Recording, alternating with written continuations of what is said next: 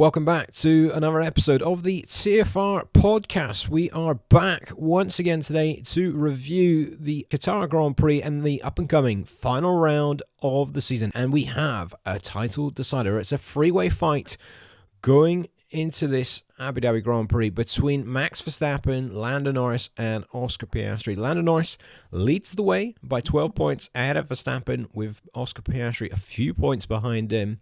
And it's, like I say, the first battle going into this final round since Abu Dhabi 2021. So there's plenty to discuss and plenty to look forward to. And we have a full team on the podcast today. I'm joined by Logan in the top right-hand corner there. We've then got JP in the bottom left, and Luke also returns in the bottom right there. How are we all today?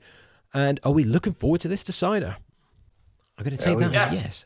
Oh, yeah, sure. Perfect. Well, let's get straight into things because, like I say, we have a lot to discuss, but we'll kind of start off really with the incidents of Qatar. Now, this has very much set the scene. We already thought Las Vegas may have done this for us with the disqualifications that McLaren had picked up there.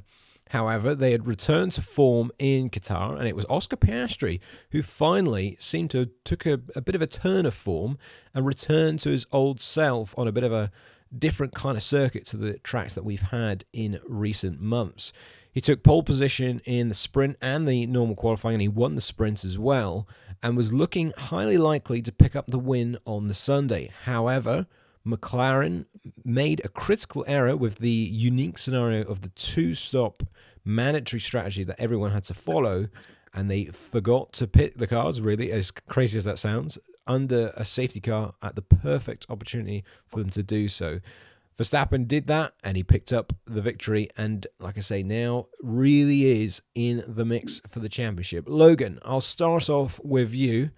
What were your thoughts on McLaren's mistake in Qatar? If you want to know what my reaction was to them not pitting, just see any F2 race stream that we've done, and it was a pretty similar reaction. Yes. But what were they thinking? Free pit stop. How do you not take a free pit stop, especially when you have to make a two-stop race? Oh no, what if there's another safety car and we have to stop again? Then again and you're still leading. You're McLaren, you still win the race. It's nuts. Yeah. I could make an announcement for the next 20 minutes and take up everyone else's time, kick it to them. It was stupid. Everyone knew it was stupid. And they threw away the race. Is that right, Luke? Did they throw away the race? I know it's an obvious question, but I mean, the thing is that safety car couldn't have been any more perfect timing. I mean, it was, I think, a 57-lap race, and it was on lap 7. Yeah, they definitely threw away Oscars. I'll give them that. Maybe Norris, he looks like he was struggling a little bit more, but yeah, they definitely threw away whatever chances they had. Who was it? Was it Martin Brundle who's been talking about it? As he said, they took 3 big gambles and they lost on every single one. And sometimes that happens, but it really was just a huge lack of foresight. But ultimately, yeah, it did lead to them throwing away the race. You know, Piastri still getting second, great for him and great for his championship fight, but it still absolutely should have been first. You know, there wasn't a doubt in my mind coming into this weekend that he would have won, and McLaren just messed it up. Yeah, there's no other way of putting it. JP, what did you make of the mistake? And also, was this an element of McLaren protecting the whole papaya rules here and maybe overthinking things? I say that as your camera decides to spin into the air. But do you think that's the case potentially here? Is that McLaren almost overcomplicated things and it led to that? I think they definitely overthink things. Like I kind of can understand why they did not pick, because their cars tend to have less top speed, which means it was pretty hard to overtake, as there's basically no hard braking zones in Qatar. So they don't want, if anyone behind them not pitting, and they have to stuck in a traffic jam a long time, and the tire deck will be raised sky above. But on the other hand, you have to see, like, it's you have to do 2 stops. Everyone's gonna box. They just tend to think too much. And the thing, they didn't pit Lando or Oscar. They have to pit like one of them, but they are just trumbled by themselves by the papaya rules. Yeah, I agree. I do think that they were almost trying to not affect Lando too much, but in doing that, they affected both drivers, and actually Piastri probably even more so, because his championship challenge now is very unlikely. He needs something dramatic to happen to Verstappen and Norris in Abu Dhabi for his chances to kind of come back into play. I mean, he was quite clearly gutted after the race, Logan. I mean, you could see in his interviews, and there's a bit of I seen a clip actually of, there's the camera that sits on the steering wheel that faces back at the driver's helmet, and there's a real kind of punch of the fist, I think, against the steering wheel from Piastri whilst he was on the cool down lap, because he's someone that doesn't show too much emotion, but he really was like, it was almost like it hit him that that's my chance gone. Yeah, I mean, it was. I mean, that's a harsh reality to have. I mean, what else can you say? That's a 7-point swing. What's the difference with him right now? Is it 14? 16. 16? Yeah, that's the difference between 11 and 16. Like, 11 is like, all right, if Lando doesn't have an optimal race and he wins, there's a chance. 16 is he literally needs a DNF, basically, right? There's no way on pace Lando isn't scoring enough points at 16 isn't, something that he can overcome. I mean, that was it. The championship is no longer in his hands in that moment, no fault of his own. Yeah, and I think that's the thing. It's a shame for Oscar, because he somehow managed to get himself back in the mix of things. He was really on it and seemed in kind of unstoppable form. I mean, Norris couldn't really lay a glove on him in terms of outright pace, and it was a very close fought qualifying session, and we knew that was going to be critical in terms of positioning on, when it came to the main race, because overtaking was so difficult to do. But it's just an absolute howler from McLaren. It was a howler in Las Vegas to get the cars disqualified like they did, and then to do this again, not necessarily the same amount of points loss. But, JP, there was another scenario here where if Fernando Alonso wasn't kind of holding up the pack, maybe we could have even seen the McLarens be further down. I mean, if Alonso wasn't doing the strategy he was doing, was there a chance here that McLaren could have actually faced an even worse result?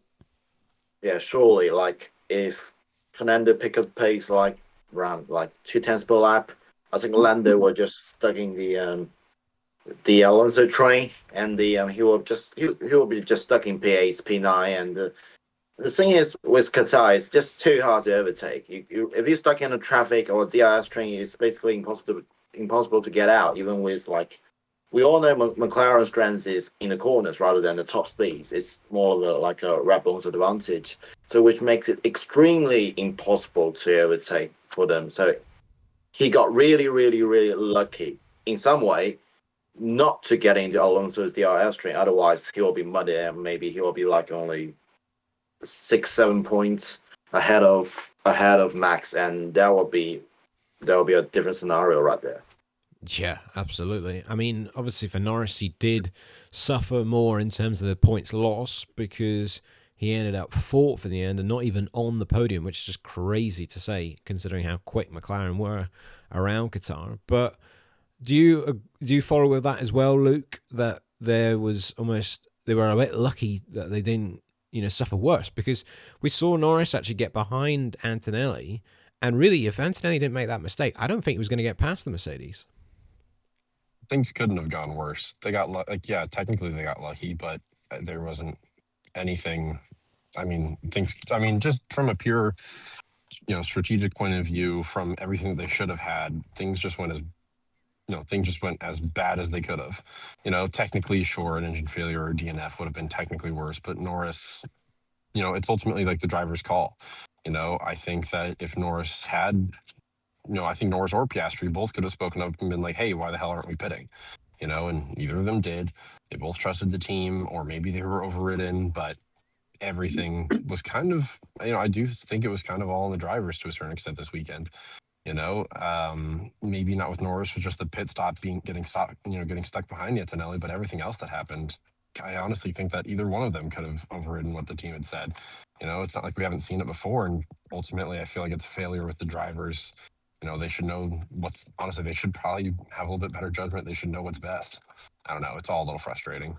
That's an interesting point. Do you agree with that, Logan? Like, for example, another driver, whether it's Verstappen or whoever, would you say that would have happened? You know, maybe a Russell, driver even. really, or Russell even, it could really put his foot down and interfere with the decision making there? I mean, what do you make of that? To be honest, it's kind of a non-answer, but I'm not sure because it depends on the team dynamic. Certain teams are like, if we make a call, that's it. Like your input, the only thing they take from their input is like, hey, we're just checking on how you feel right now. You know, how the tires feel, how do the conditions feel. But at the end of the day, the team makes decisions, and that's that. Like we see teams like that, and we see other teams that really feed off of what the driver says in the car to make a decision. So that kind of depends on what we don't know about the inner workings of the team and how it works and what their policies are. Also, how much time did the drivers have to react? How much of the situation do they actually know about while you're driving in the car? You know, there's so many variables that because I don't know the answer to, I can't really give it a take. But at the end of the day, we do know this for sure. The team on the wall effed up bad, at the very least. And something That's the whole else to talk thing. about, yeah, when you're saying about how bad it could have been, I could be getting this wrong, but with that DRS train there, what was it? Piastri had a slower stop than Norris. If Norris would have had that stop time that Piastri had, if they didn't pull out an awesome stop for Norris, he's in that train. Yeah. The championship, I'll say it, championship would be over. You got Max going into the final round, all of a sudden it's in almost his favor, you know, within 7 points. Now, the car could rock up and be beatable. I could eat those words, but you know what I mean? Like, that's a completely different dynamic. It goes from that difference of one pit stop just being really good compared to okay like the previous is the difference between this is in Max's hands and Norris just needs to not mess up. And that's a huge difference. Yeah, it's fascinating because really we should never even be talking about this. You know, months ago, their championship should have been wrapped up, whether it was Piastri not having a massive drop off in form or Norris, you know, wrapping it up way back, maybe even in places like Brazil or somewhere like that. This should never, ever have gone down to the final round, considering how dominant that McLaren has been this season. And it says a lot about that team, the fact that we have actually got down to the final round. And, you know, credit obviously to Verstappen and Red Bull. They have absolutely overperformed as well to get this down to the final race. But as Verstappen said, quite tellingly, before the Qatar Grand Prix, that kind of interview he did on Thursday evening, where he was saying that, you know, I'm only here because of other people's failures, was just the nail on the head. Even before the incident that happened on Sunday, it once again showed that McLaren, despite having the fastest car on the grid, by a country mile, by the way, they have had some races this season where they have been well clear of the rest, but they have allowed this to happen, and they could potentially still throw this all away. I mean, I'll go back to you quickly, Logan, actually. Not to put you on the spot, but is this McLaren bottling this here? I mean, are they gonna bottle this championship, or is this just bad luck? I mean, what's going on here? It's absolutely not bad luck. I mean, they're about to bottle this championship potentially. I mean, it might not happen. It likely won't happen, but they can. I mean, two things are happening at once. You have a team with the best car that is ran one of the worst, and neither driver on that team is a top 5 driver on the grid. Eat me on it, you know. And then you have Max Verstappen, which if everyone was in equal cars, he is the best. He is in a tier of his own. It's not close. And, you know, those two things are happening simultaneously. You have what the announcers always say is a generational talent, a car that can compete on its day, versus a team with the best car that just don't have the drivers or the people in the pit wall to make it happen. And if Max pulls this off and wins, have we ever seen a bigger upset for a championship in terms of car strength ever? Like, that's what we could be. Go on. What would it be? Luke, go on. Like, I'm intrigued to hear. Historically, I'll be I'd say honest, like, yes. there could be I'm an just obvious saying one. Yeah, historically, I'd say yes, but we're going back to like the 70s and 80s if we're getting in the weeds. But just saying, in that case specifically, the Red Bull, the biggest problem that they've had in terms of a car this year was just instability. And I agree. I agree for the most part with Verstappen. He's only there because of other people's failures, but I don't think he's giving his team quite enough credit, and he's not giving himself enough credit. It's like I never ever discounted Verstappen for the championship. I was confident that Piastri or Norris could, take care of it and would wrap it up fairly quickly. But also, it was clear, from as soon as Christian Horner was sacked, that Red Bull wasn't giving up. As soon as that move happened, which was back in Spain, I never discounted the possibility for another Verstappen championship. That's the tough thing. The McLaren is, still the class of the field, but the Red Bull and the Mercedes still are the best on their day, and I'd say the Red Bull has a good 30% of the time where it is the better car. Granted, maybe not for both teammates, but at least for Verstappen. Absolutely. And I mean, yeah, it's going to be intriguing, really, how this is all going to pan out. I mean, JP, it reminds me, McLaren, a little bit of the football team, the top you're wearing there, Paris Saint-Germain, when they used to buy the best possible players in the world, when they had Messi and Neymar and Mbappe, and yet they couldn't win the Champions League and things like that. It's almost a bit like that with McLaren this season, where they have two great drivers, the best car on the grid by a mile, and yet they still might not get this over the line. I mean, what do you think? Do you think Verstappen could jump the McLarens here?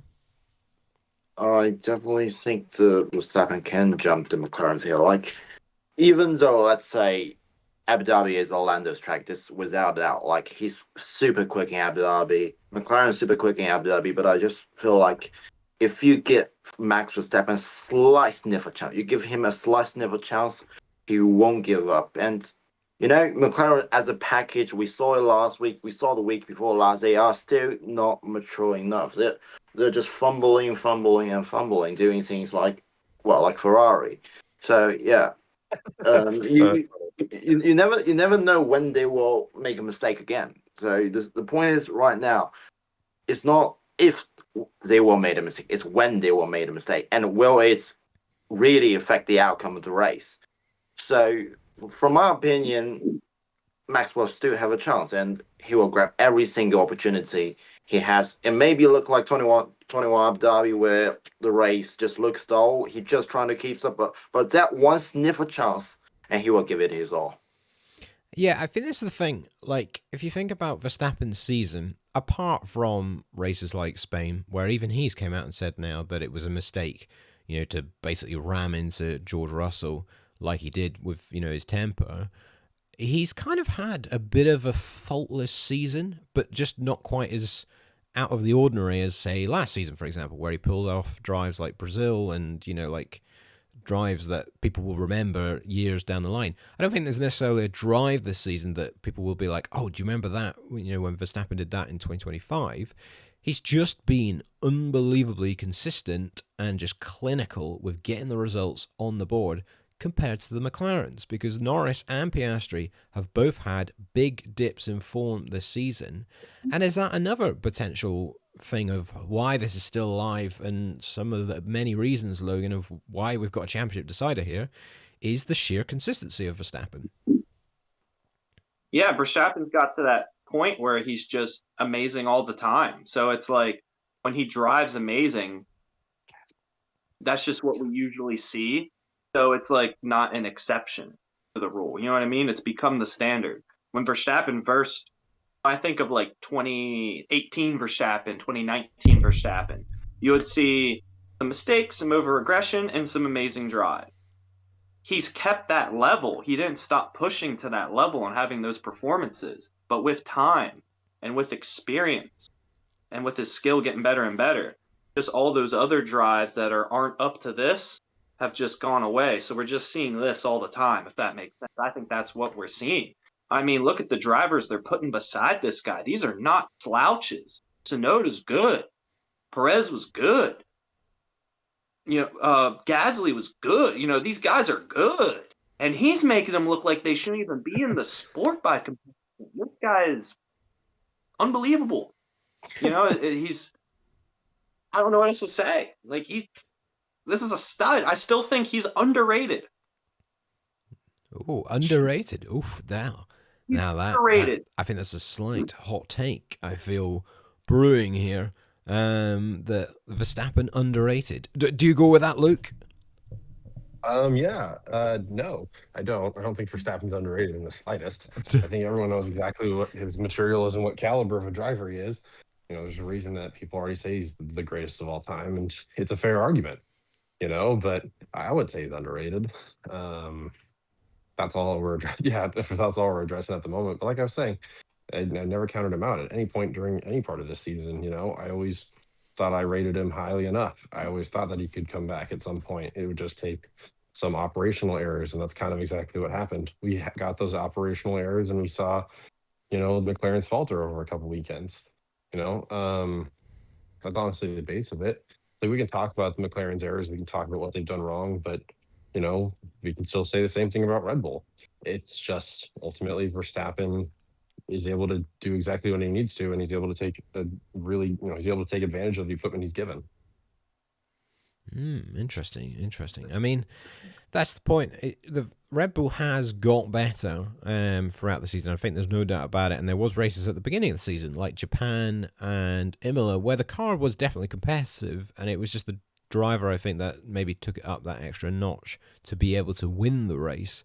But yeah, apparently they may have saved the Brazil engine for this Abu Dhabi Grand Prix this weekend as well. So that is going to be something to keep an eye out in terms of, we know how kind of rapid Verstappen was in his comeback in Brazil. So if they bring that engine back into play as well, he could be in that similar vein of form. But in terms of Abu Dhabi this weekend, how do we think, JP, about the kind of the pecking order here? Qatar definitely was McLaren's circuit, and they blew an opportunity there of a straightforward 1-2 with the difficulties of overtaking like we saw. And by the way, can I just say, we've had cats on this podcast. We now have a dog on the podcast as well. I did not expect that. But back to you, JP. Do you think what's your kind of order here of pace? Are we saying McLaren maybe are the favourites in terms of pure pace at Abu Dhabi, or is it not quite as simple as that? Yeah, from pure pace, I still feel like McLaren still dominates outfield, and as we can see, like Red Bull is just not fast enough. We already see it from last year. Red Bull is just not fast enough in these fast corners, especially when you find the end of the first sector and the end of the last sector, which was the two long left sweepers. Red Bull will have a really hard time to tune their car to fit into these kind of corners. Well, the Sector 3 was more like a Red Bull territory, which you use more mechanical grip rather than the aerodynamic grip. But from the overall pace, I still feel like McLaren should out-edge Red Bull a little bit. But I do want to point out one point is that Yuki Tsunoda is really, really, really quick in Abu Dhabi, and he has never been out-qualified in any Abu Dhabi race in Formula One. Yeah, that's a nice little stat.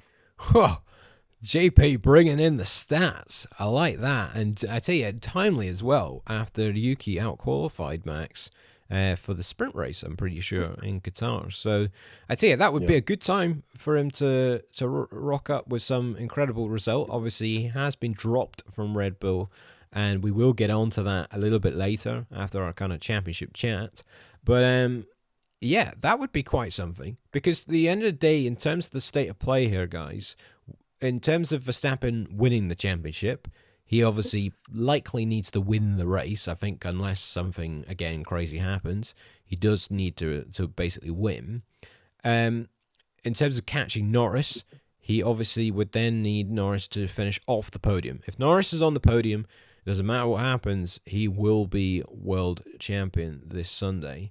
But if there's a car and potentially his teammate in between Verstappen and Norris, Verstappen can seal the title. So there's going to be all eyes on those positions.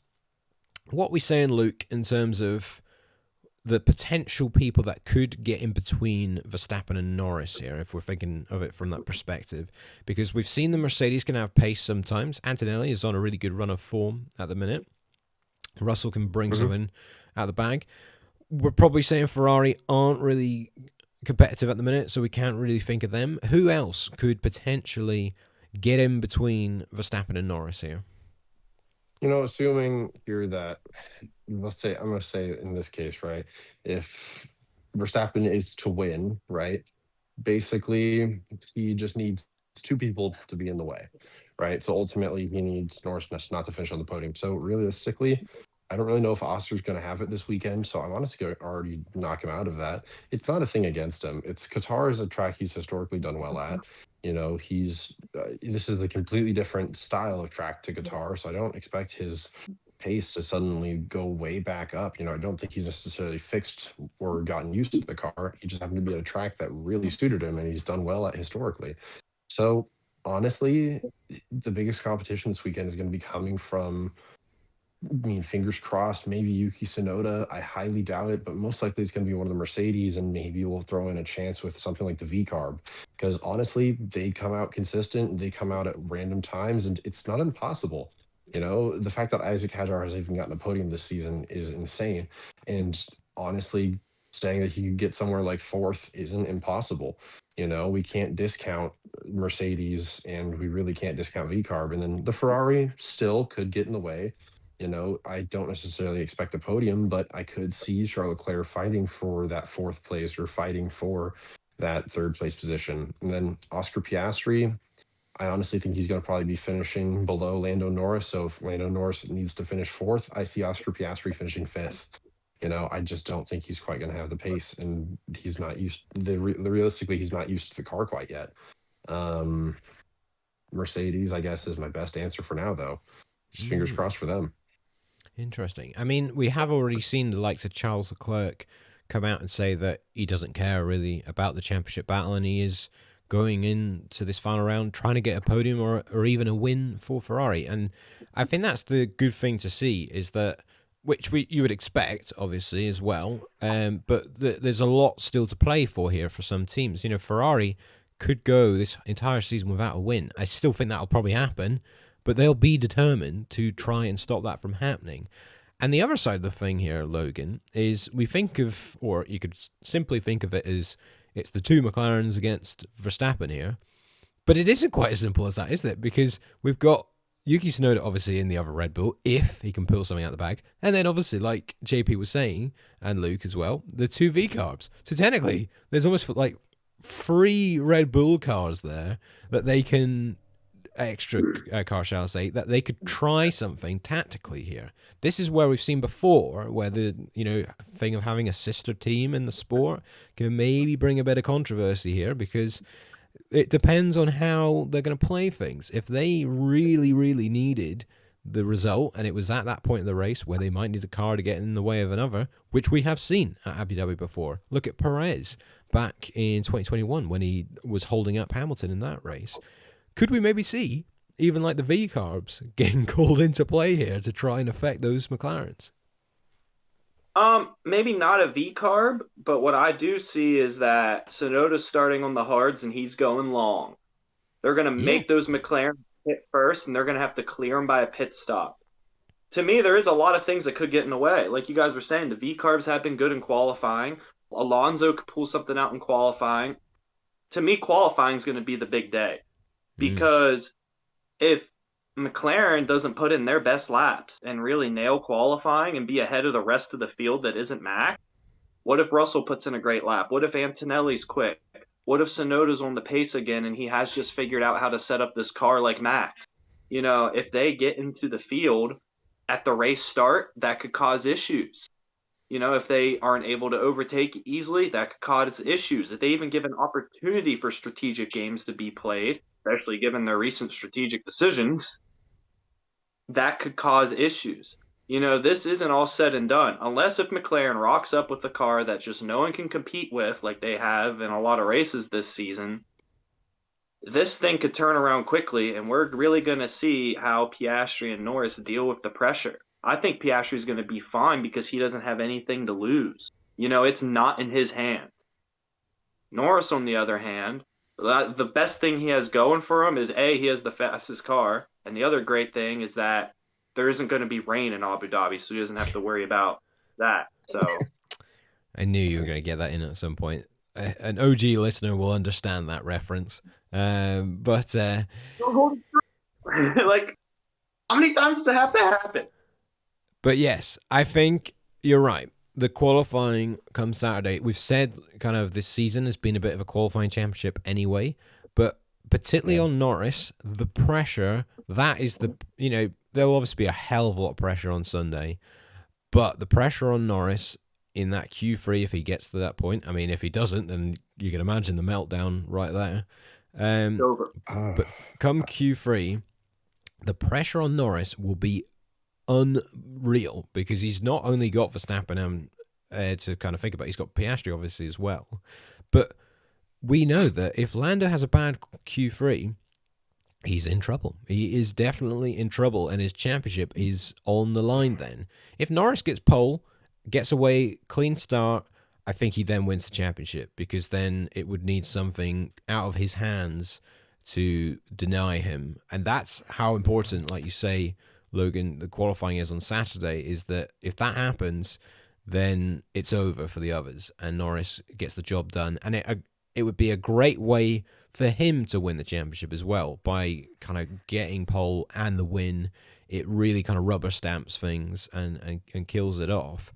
However, JP, do we think there's a potential here that Lando could have a little bit of an upset? I feel like we're becoming a bit of an anti-McLaren podcast here. I promise, listeners, we're not. We're just thinking of all the different kind of interesting scenarios here. But JP, what do we think? Is there a way of Norris kind of who could beat him in Q3, for example?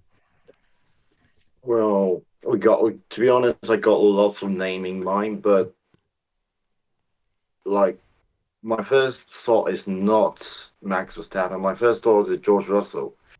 He is like the package of the Mercedes is getting better and better. We can see from the last few races, double podium in Brazil, the Las Vegas double podium also, and the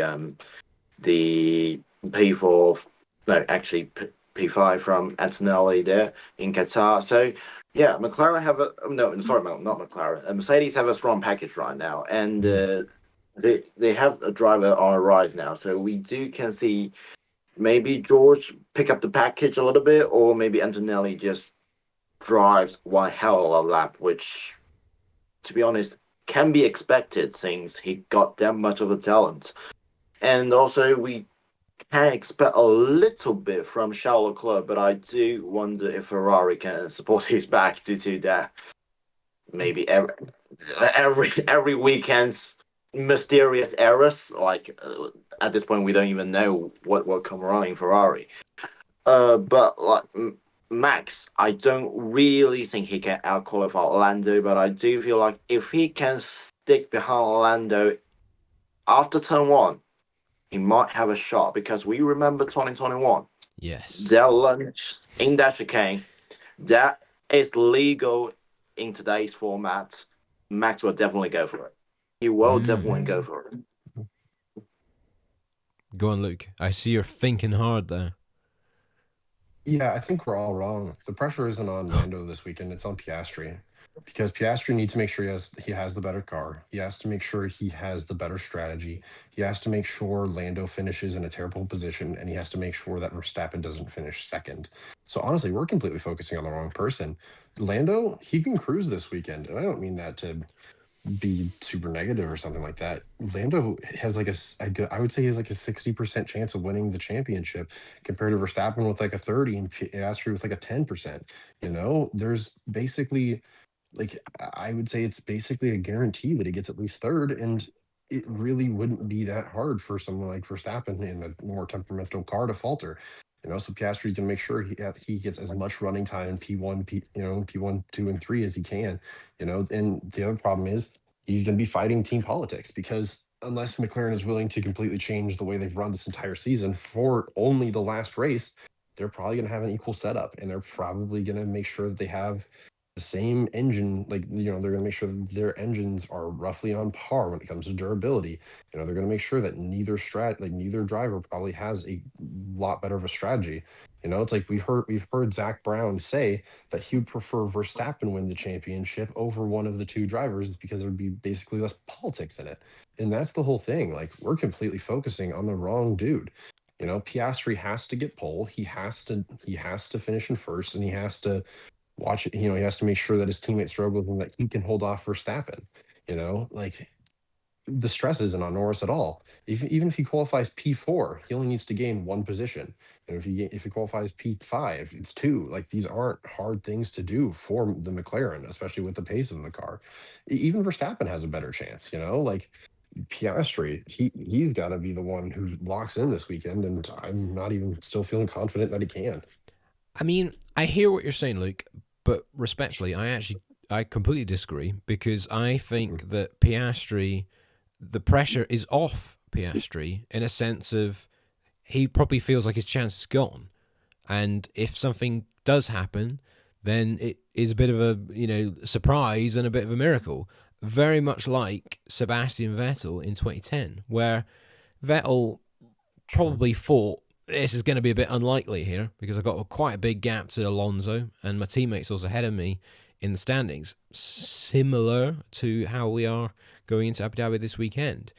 And in some ways, because the pressure wasn't on Vettel and he could just do his own race, that enabled him to dominate and win by a country mile out front. So I hear what you mean, but I feel like the pressure is definitely on Lando here because he's the one defending what he's got. So any mistake, then he's the one with the most to lose, as he said in the press conference earlier today. But I totally understand. If you are Piastri, this does feel like a little bit of a lost. Like, he has to, like you say, absolutely wring the neck of that McLaren come Saturday and Sunday, because that's all he can do. And then he's just got to hope for the best. I mean, Logan, what did you make of the stuff kind of from the press conference today with the awkward question put to the McLaren drivers about the kind of team orders? We talk about, obviously, Piastri there having to do what he can do to keep himself into play, but there is this talk of, if the circumstance happened of, like, you've got Norris out of championship winning position, but his teammate is in front of him, do you think McLaren would order Piastri to give up the position to allow Norris to win the championship? Yes. And how much of a meltdown do you think that'll cause? If it's a difference, like, let's say the race is boring and drawn out, the gaps are big, right? And let's say, Lando pitted second, so he has fresher tires, and he's P4, Piastri's P3. Russell P2, Verstappen leading. In that situation, and let's say there's a gap in between each, so it's over for Piastri essentially, then yeah, you swap. They'll order to swap drivers, and to be honest, I don't see why Piastri wouldn't. Really? If the gap you is, think that? Well, let's think like a scenario. Let's say we got 7 laps to go. Norris behind Piastri on fresher tires. He's P4. Piastri's P3. Russell's 7 seconds up the road, and Verstappen another 14 up the road. It's over for Piastri. And in a way, it's over for Russell. So they have a choice. Switch and we get the Drivers' Championship, or we don't, and Verstappen walks away with it. I think in a scenario like that, yeah, they ordered. But do you think I think more where this conversation comes from is then the driver that Piastri is and his status then within McLaren, does that not get damaged by slowing down and letting your teammate through to win a championship?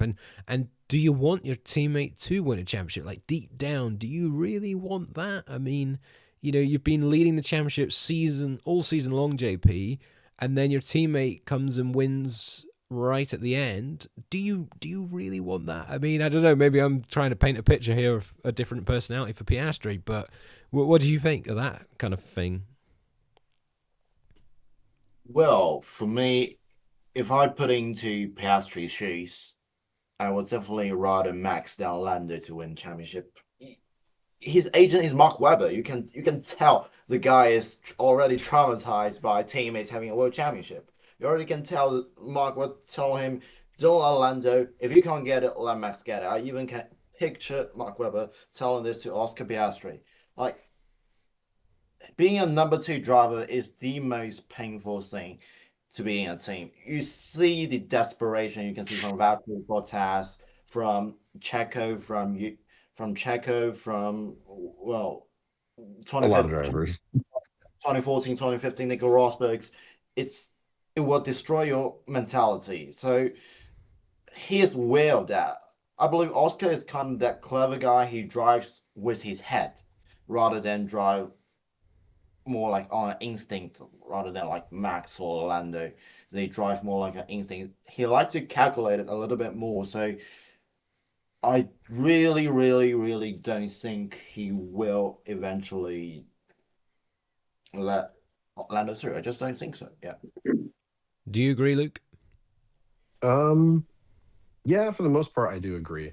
Uh, I do think, Mark Webber would definitely flip out if that if if there was orders.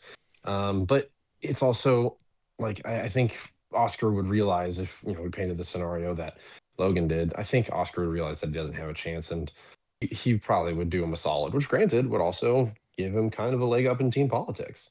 If Oscar is basically willing to sacrifice his performance, I'm sure that would go a long way for both the McLaren's leadership. Like it would go a long way. Like it would probably give them some more faith in him that he's willing to make those sacrifices. It would probably I'm not saying this like necessarily Piastri would use it, but he would have kind of some leverage or moral high ground compared to Lando for a little bit or going into next season. I wonder how it would feel for Lando himself. And I'm sure some of the F1 community would be like, oh, he's a false champion because, Piastri gave it up. Like, but it's not impossible that radio call does come. It's all really difficult, and it's like, I also don't even know if that's likely to happen, but I would be intrigued with just the thoughts of the wider F1 world if that is the case. Maybe Mark Webber tells him to do it because, like I said, it gives him a leg up in the future, in the future political race and the future of just in the future of McLaren. It's all kind of blurry right now, especially for a scenario like that.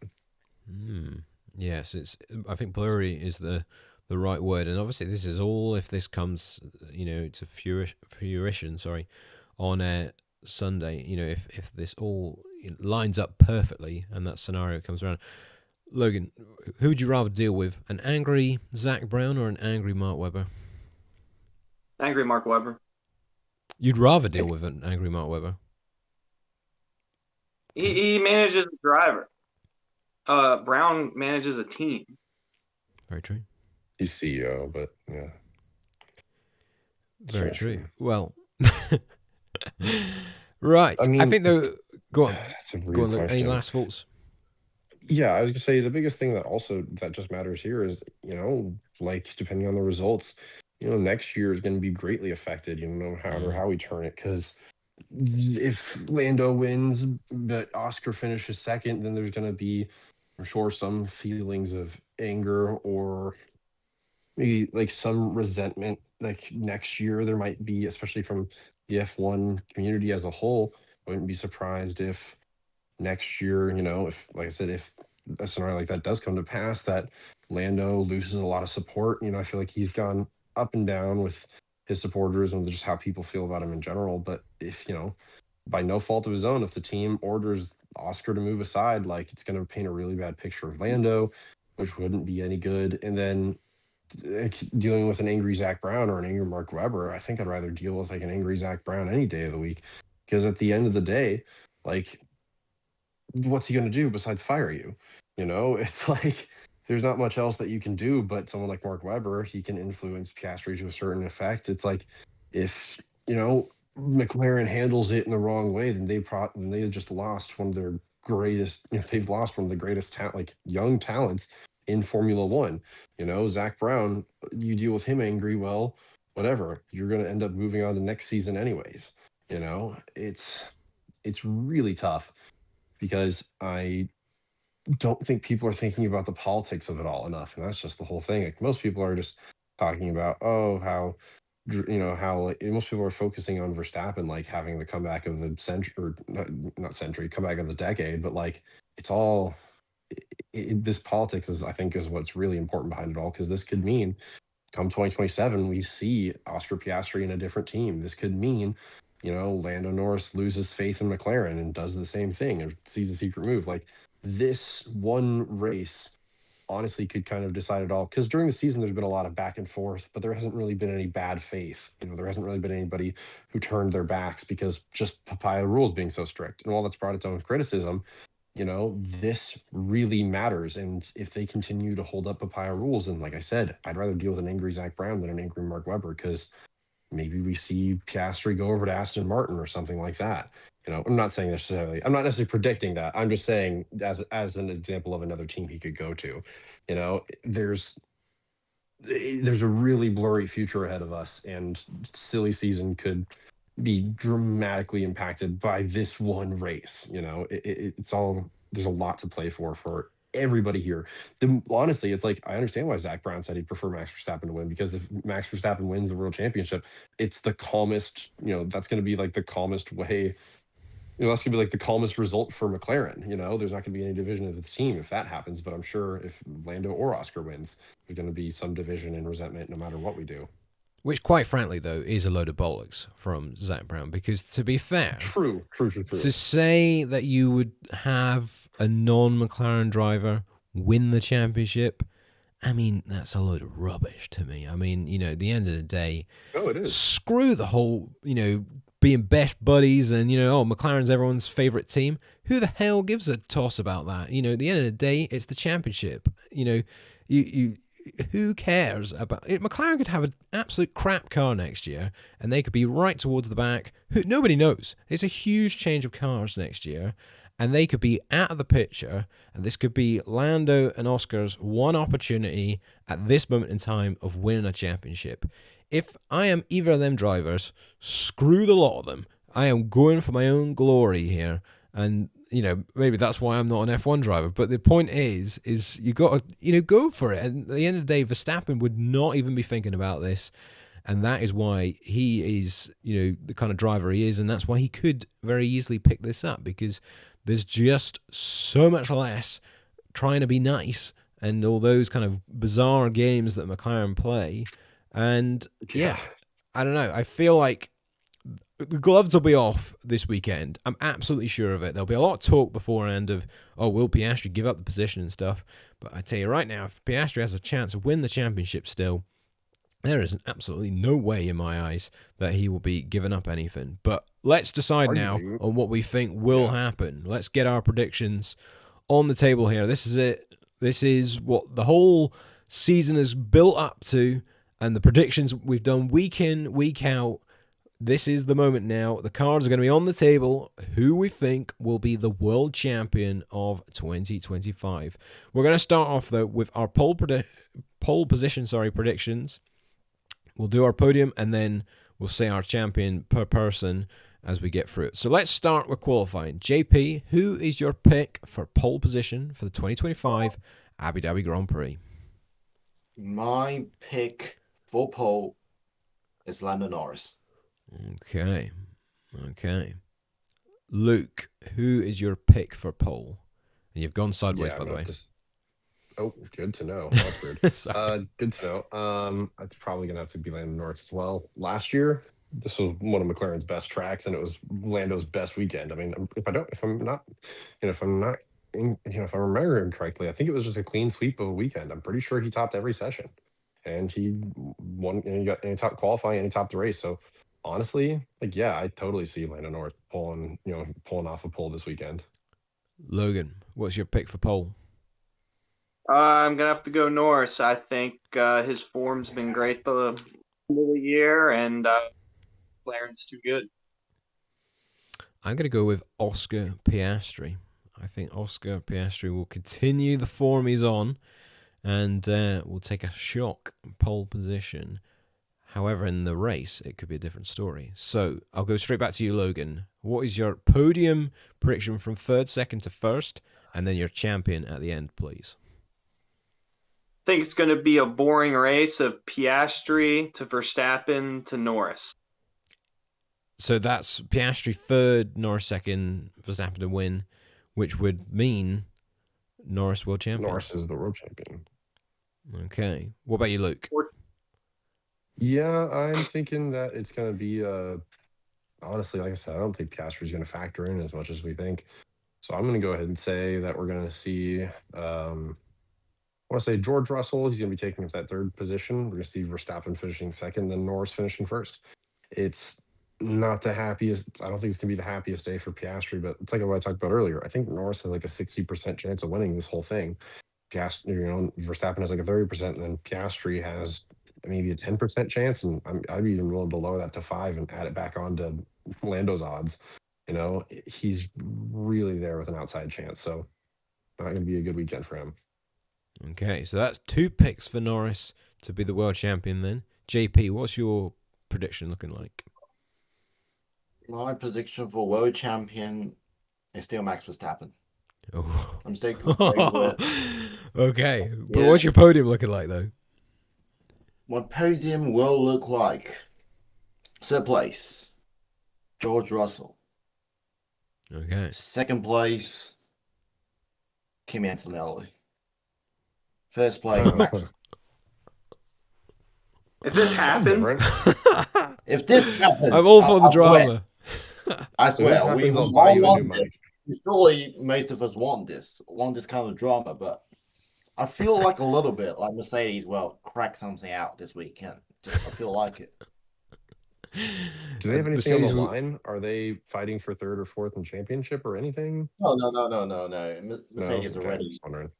set up. No, They're just going to Okay. decide, you know what, we're going to crack out some stunning weekend of pace in Abu Dhabi and shock everyone. I like it, though. I like it, JP. I like the, I mean, what do you think is going to happen then? How can there's 2 McLarens off the podium? That pit stops. You don't really need a big one. Like maybe like some back markers with extreme top speed. Like you got a Vitaly Petrov all over again. Maybe you got maybe McLaren making pit stop errors. You got McLaren maybe making strategy errors. You got maybe making driver errors like we've seen it in Qatar. It just not translating to a big crash. Like the long right hander. So there are still many mistakes you can find in McLaren, and I just feel like one of which will fumble them their championship. Okay. So now that makes it 2 picks for Norris and 1 for Verstappen. Well, with my prediction, I'm going with, in third place, George Russell. I've then got Oscar Piastri in second place, and then I think Max Verstappen will win the race and will become world champion for the 5th time this Sunday. I think Norris might have a tricky qualifying, and I think that might set him up for trouble, and then we'll have a bit of a battle between Verstappen and Piastri for the win on Sunday. It's going to be fascinating, though, guys. What's going to happen here? I think it's genuinely... I can't see... With the way the season's gone, I just feel like there's no way this could be just a boring thing on Sunday. I mean, I like your reverse psychology there, Logan, and I hope your kind of prediction... It almost flips its way around because of your thinking there of it being a more dull race. But I don't know. I just got a funny feeling someone like Verstappen, if he's got a chance, he will not make this kind of go quietly. But I think that's pretty much everything covered, though, in terms of the championship. And all now we can do is just wait and see what will happen. And we'll be all over it, actually, this weekend. We're going to do a couple of live streams after qualifying on the Saturday and then after the race on Sunday, when we will find out who will be the world champion, and there will be all eyes glued to the screens come that race. But that'll be it for that. We're going to move on, though, for a final part of the podcast where we're just going to talk about some of the other topics now, because I think we have well and truly discussed all of that championship stuff. We have had a bit of news in the last few days, and it is over at Red Bull. We've not had any transfer news for quite a while this season. It's all been decided quite early on. However, we finally now know that Yuki Tsunoda will not be continuing alongside Max Verstappen next season. He drops to a reserve driver and test driver role, with Isaac Hadjar coming up to the top team from VCarb, and it'll be Arvid Lindblad from F2, the British driver, who will be going in alongside Liam Lawson for next season. Luke, what do you make on the whole changes there down at Red Bull, and do you think it's all good, or do you think there's a mistake there? I think it's fine. Earlier in the season, I would have said it's a mistake, but honestly, it's Isaac Hadjar and the way he's been performing. It's clear that he has something in him, and it's clear that he's going to be or I hope that he's going to be, like a really good investment piece for Red Bull. And honestly, it's smart to get him in now, and it's smart to build him up in this car, because initially I was thinking that we would kind of see him perform, okay, kind of middle of the pack. But I mean, like, truly middle. I didn't expect him to maybe score more than 25, 30 points this season. But right now, if I'm not mistaken, he's at like 51. So just by that fact alone, it's just, just get him in the car. I honestly thought that Yuki was going to perform better. And, as I said, if you'd asked me earlier in the season, I would have said it probably would have been good to keep Hadjar, in the VCarb for the first 2 years of this new regulation set. But I think he's outperformed. I mean, granted, I don't know what Red Bull is saying internally, but I think he's outperformed most of the public's, he's outperformed most of the public expectations. And I understand why they're doing it. They're not going to demote Yuki Tsunoda again. Their partnership with Honda has ended. Arvid Lindblad, I don't necessarily know what they see in him. And while people are comparing it, like basically saying he's Red Bull's Antonelli, like I don't think he's quite that good, but it all kind of makes sense. There's not really a place for Yuki Tsunoda, especially with him just lacking results this season. I kind of wish he had been able to stay in the V carb, but if he did, we probably would have seen Liam Lawson getting the boot. No matter what, I think somebody was going to end up on the chopping block this season, and unfortunately, Yuki Tsunoda just has the most reasons to go. It's tough. I think he could find a spot maybe as a reserve driver for another team, or maybe he'll even become a reserve driver for Red Bull. Maybe he'll end up doing a lot of simulator testing or something like that. But I'm not surprised by this news at the end of the day. It does make sense, and while it's unfortunate that he's kind of run his race with Red Bull, I'm not super surprised with the history of these teams, and just what's been going on in general. He's definitely been lacking in a lot of categories, and it just sucks. Do you think time was up for Yuki, Logan? I mean, yeah, by process of elimination, it's just where does he go? It's what he already said. There's grid's already it's full, right? Not even just filling up, full. Yeah, it's full. Yeah. Apparently, even in his Red Bull contract, apparently he couldn't even negotiate with other teams anyway, which kind of means you are a little bit stuck. Kind of surprised. So, yeah. Do you think there's a way back for Yuki in F1, JP? Or should he kind of start to already think of other series here? Has he done enough for another team to come along and take a gamble on him? Honestly, I'm not sure, because Yuki, I always feel like there's something in Yuki. Like, even now, I think he's faster than Lawson, like, no doubt. He's only out of that recap position, like, only because of the association with Honda was ended. But finding another place is pretty hard in F1 right now, because we got loads of young talent. We now got Arvid Lindblad coming this year. We got Luke Browning. We got the new F2 champion, the Italian, came to become the McLaren test driver. We got Alex Dunn. We've got loads of bunch of talented driver right now, so it's really hard to just to pick up a place anywhere. His most realistic pick should be Aston Martin because that will become a Honda power car. But with the Adrian Newey on board, I honestly don't think they'll choose you. They'll choose like someone more competitive, like even maybe Oscar, maybe Lando, maybe Charles, someone like that. And yeah, I just don't see it. Maybe he got a chance back to a week. I honestly think, but somewhere else, well, maybe IndyCar, maybe IndyCar, but I don't really see it anywhere else than IndyCar being Formula One. Yeah, he may just have a kind of gap season, if you like. And yeah, if someone like Stroll eventually moves on to Aston Martin in the WEC program or something like that, then it could open a pretty simple door there for him. But like you say, Adrian Newey now, obviously team principal over Aston Martin, as we found out from Qatar. So that'll be interesting to see how he does next season at the helm of that team. It's a kind of new thing for him taking over that role. Go ahead. I just have a question. Do you guys think that Yuki Tsunoda is more likely to follow a path similar to like someone like Daniel Ricciardo, where he'll hop around between a couple teams and something like that? Or do you think it's more likely to be an Alex Albon kind of situation where takes a gap year, doesn't, isn't in the sport, and then ends up finding another home?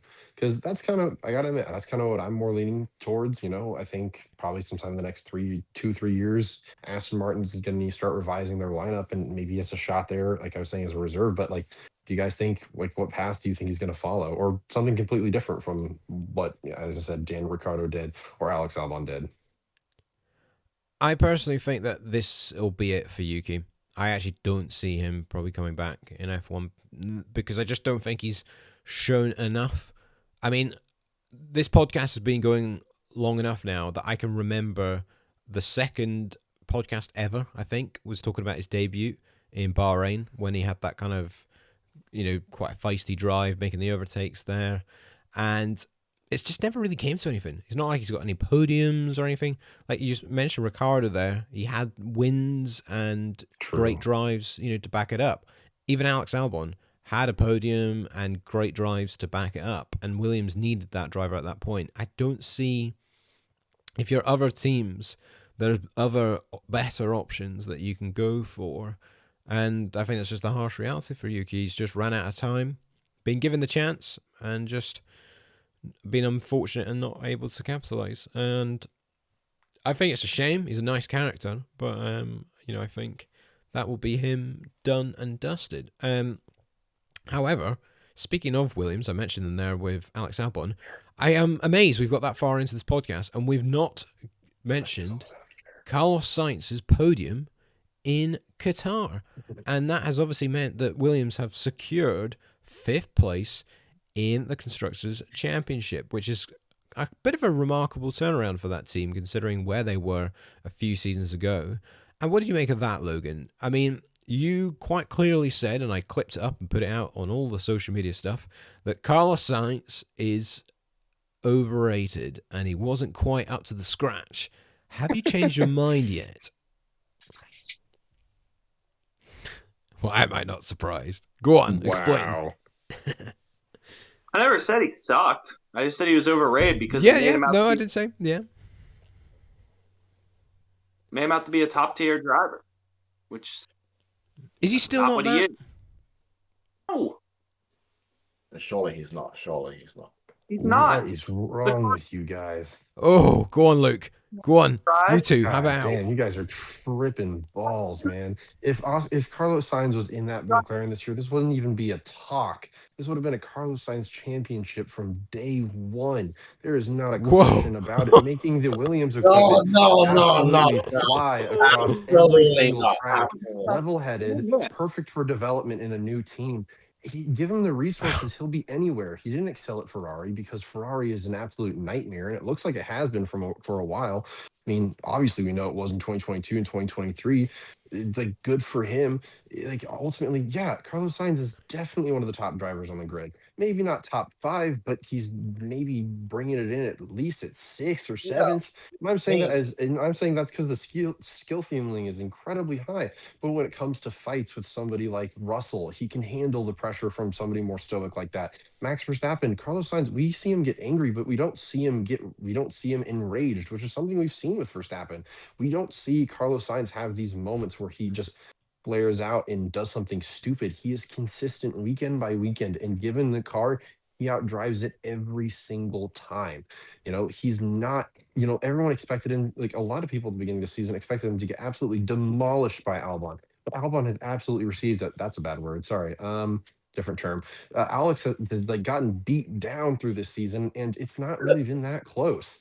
It's like Carlos Sainz, maybe not goated, but honestly, yeah, still a top talent that throw him in any top car is going to be doing fantastic. Like there was talks even at the end of last year that he was like going to be ultimately he was better than Leclerc because Leclerc had been dominating that whole season, but it didn't matter. Carlos Sainz absolutely kicked ass in those last couple races. I Like he well, is not overrated. no, surely, like what I mean about he's not a top tier driver. Like we all know his consistency is great, but his raw pace is just isn't there. Like we got Leclerc, you see, he's doing like That's not true down, either. How do you like think he got a third in Qatar? It wasn't because his pace isn't good. no, I mean like raw pace, like qualifying. Have you ever seen one really Carlos qualifying lap that really blows your mind? You really can't find it. You can find it in Russell, you can find it in Lando, you can find it in Charles, you can find it in Max, but you just can't find it in Carlos. I genuinely think so. Like God, he's kind of in the middle ground. Like he's too good to be a mid-range driver. He's too good for that, but he's not good enough to be a world championship material. He's a bit in the middle. Nah. Like, he's faster than most number 2 drivers. I believe he's faster than Oscar, to be honest. But he's just not there. He's just a little bit not But there. that's my point. Wait, here, let's even focus on this. You just said he's faster than Oscar, right? Well, then that's Yeah. my point. Most people say that Oscar and Norris are a fairly balanced driver pairing. So if he's faster than Oscar, he's most likely faster than, if not equal to Norris. And that's the point. Most people regard Norris right now as one of the top 5. Now, granted, that is objective, but most people still think he's top 5 because of his age and because of what he can do when he's on his weekend. That's what I'm saying. I'm saying if Oscar, if Oscar, if ultimately Sainz is better than I Oscar, Oscar was in the lead of the world championship for the majority of this season. So throw him in the same car as Lando this season. Well, there we go. Oh, sorry, you're gonna have to bleep that. I'm so sorry, CJ. But I'm saying like if Oscar was in the lead of the championship for most of this season, we're saying that like in theory Carlos is better, then it wouldn't be a question. This would have been a Carlos Sainz world championship, and that's my point. Like you're even proving it. this is one of the worst seasons I've ever seen from Orlando Norris. Like even back from the F3 season. Like I honestly watched his F3 season like back in college. Like this is the worst season I've ever seen from Orlando Norris, and That's harsh. even then, I'm Worse really than being last harsh. year? Like not last year. This year, like this first half season, this is the worst Lando driving I have ever seen. Like straight from Whoa. 2017, something like that. But they're Okay. just I can't find any Lando driving clip which is worse than this half season. In which case, Oscar is only like what 40 points in front of him, which to be honest, in my mind, he should just close it. He should close it like he closed Verstappen. If he can do that, I will definitely say he's fast, but he doesn't. He just shows his outright pace isn't there. Like his consistency, his driving calculated, it's everything. Like it looks inch perfect, but it feels like too inside the box. He doesn't jump out of the box. That's my point. That's my point there. Logan, you've sat there patiently, Sure. pulling your hair out almost, and His mic kind isn't of working. well, I don't even know what word to use. Go, just fire away. Just say what you need to say. Most people are idiots and don't know what they're talking about. Let's get started here, folks. Great Let stuff. Daddy. First off, Yeah, good start. I agree. Not 5 in the grid to be the driver. You're saying you can be not top 25% at something and be a top driver? Congratulations, Marvel Rival players stuck in plat. You're now a top player. That's Oh, literally that's what not we're saying. comparative. That's not comparative at all. You take the no, you take the amount of people that play Marvel Rivals. We're not. That's ridiculous. You can't compare it. There is a definitive 20 number. That's it. Being in the top 20% of F1 at any point is an incredible Here, achievement. That's the whole thing. It doesn't matter. That's somebody who here. has race wins under their belt. That's someone who has podiums. That's someone who can perform, and that's what Sainz has. Is he bringing the same statistics as like Vettel, a Schumacher, anything like that? No. But also, has he been in that kind of car in that kind of dominant era? No. That's why even Lewis Hamilton is statistically the greatest. But it doesn't even always mean that his skills are up to par. Like you can see that from Ferrari and his performances with Mercedes. But like you can't compare 25%. That's not impressive. That absolutely is. You like the difference between somebody like a Hulkenberg and a Leclerc, let's say even like that, just another person who's Leclerc is clearly in the top 5. Yeah, there's a Yeah, massive difference between them. yeah. That's exactly what I'm saying. And when you have a bigger pool to pull from, that makes it harder than to beat people than when you have less people to beat. What's more impressive? Winning a championship in a league that has attendance of 6 to 10, winning a championship in a league that has a full grid every day. My Or point it's 20 of the exactly. best drivers in the world. It's not If your Joe Schmoes in a league. I'm pretty you're not sure. top 25%, how is that top? First of all, if you're listing all these people that are better than him, okay, and then you're saying, well, he would probably beat Norris and Piastri. Yeah, no crap. So would Alonso, Hamilton, Russell, Verstappen, Hulkenberg, Ocon, Okay. arguably car. It's like, how I continue. He's not a top driver. I'm not saying he sucks. The Williams got good, which is great to see. They have a great history, and I want to see them doing good again. Car was good. He drove a good race. They got a podium. Other people left it up. Exactly what they needed. They got a great job. He definitely have a fire under his butt. He's performing better at Williams than he did at Ferrari. Less mistakes out of him. And he has that fire under his butt of being replaced by Hamilton. Yeah, he's a better driver now than what he was at Ferrari. You get better at things as you do them longer. It's not a top driver. Good job. Those things are not mutually exclusive, like not being top 25% category and also be considered top. So not to jump in. Go on, JP. Go on. Actually, yeah. Go on, JP. Go I first. just took 5 seconds. Like, I got an argument, which is kind of weird, but I believe some of you may understand. I don't really believe F1 drivers are the 20 best drivers in the world. I can you got my point, Logan. Oh, sure. I can definitely right now. I just took 5 seconds to think. I already think 2 drivers better than Carlos Sainz in F2. I already thought that. Like it's not a even debate. Like for raw pace, he absolutely will be demolished by these 2 guys. Go on. Who? I'm not even joking. Alex Dunn, Alex Brown. Did you check the Silverstone F2 race this year? Like you see the drive from Luke Browning. That was even better than what Kimi did last year. That was one of the most sensational drive I have ever seen in F2. Like one of the best. Like he's not even in a great car. He's in high tech. I get what you're saying. Okay, I see what you're saying right now. I'm going to disagree slightly with like the F2 point, but yes, you're not wrong. There are drivers in other categories that maybe we're not accounting for. You're right. It's not necessarily definitively the best 20 drivers in the world, but from the way that the majority, the renown of Formula One, that's how it's usually said. It's the top. It's like the 20 best. Because I agree, you're right. Lance Stroll probably shouldn't be up there. Same thing with like Franco Colapinto. Like that's fair. But I'm saying the renown of Formula One, it's the top 20 drivers with the most tech, with the highest budgets of almost any formula, or not formula, of any motorsport. It's like all of that stuff. It's the prestige. That's more what I mean. Well, I'm going to draw a line under it there because I feel that debate could go on long into the night. But I didn't expect that. Fair point. We chose the wrong thing to base this podcast about. We should have just had a full-on scrap about Carlos Sainz instead of the whole championship battle. But that's next week.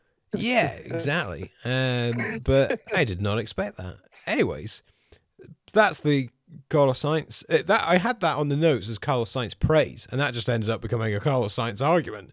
But what I wanted to say as well is obviously the last things we've got. Obviously, the constructors' championships already decided this season, but an interesting battle that is still kind of in the mix is this. Really, it's the battle for 8th now / 7th. That's been going on for quite a while. Where True. we've got Racing Bulls now quite clear in 6th. They're 12 points ahead of Aston Martin. That would really take a big swing for that to change now. But we've got Aston Martin in 7th on 80 points. Haas in 8th on 73.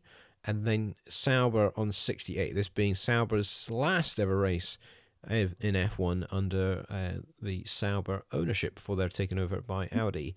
So, guys, between those three in that battle for 7th, which is big prize money as well, so it does have some significance, who do we think is going to take that? I mean, at the minute, Aston Martin are at the front of it, but can maybe Haas, with Ollie Behrman, pull off a good result? What do we think, JP? What are you saying for that order of those three teams? I'm saying, let me check the standings again. It's Aston Martin first, Haasing 8th, and Sauber 9th. Well,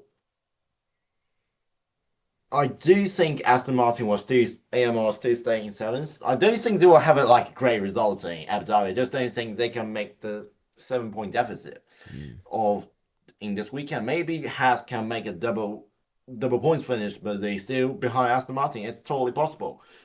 But on the other hand, from Sauber, I do feel like Nico Hülkenberg may build up something which is pretty good, but I feel like it will just stay the way it is, to be honest.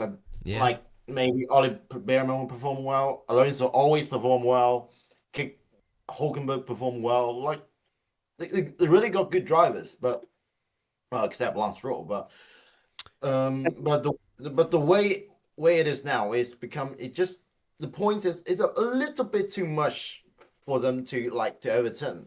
Like maybe there's 3-4 points between each other. That'll be fine because the point for 10th is 1 and the point for 9 is 8, which means 10 and the 9 will only be 3 points, which is still not enough. Yeah, it's still a lot. So it will just stay the way it is. AMR 7th, Haas 8, and the Sauber 9th. Yeah. Do you agree, Luke and Logan? Do you think the order will remain the same for that 7th, 8th, and 9th spots? Or can Haas maybe do something? No, it looks good as it is.